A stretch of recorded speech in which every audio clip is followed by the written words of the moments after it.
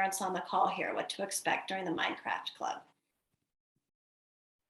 Yeah, so in terms of the Minecraft Club, I like to think of the game as just the medium to really connect with the students because especially in the Minecraft Club I've been involved in, we really focus on inclusivity and making sure everybody feels welcome.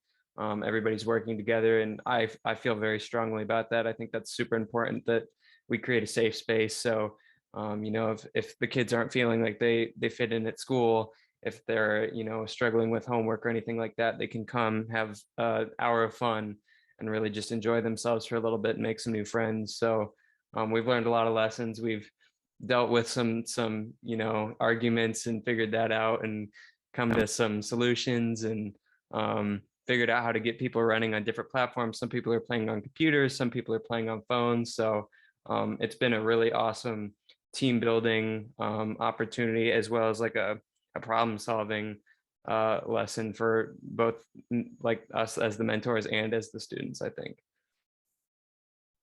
Thank you so much. And Charlie, why don't you share from your point of view what to expect, because you've been involved in now both of the two different gaming clubs.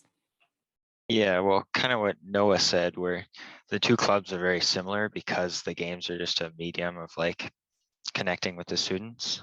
We talk about real world issues and lots of things that are not just in the game. Like I remember we had a student who was really interested in the farming configurations in Minecraft and how to do that really efficiently. And we talked about pesticides and how they affect the environment, climate change and things. And the student had lots of big ideas and solutions on how to farm efficiently while keeping the environment healthy. It was really cool to see how enthusiastic they were about helping the world and things.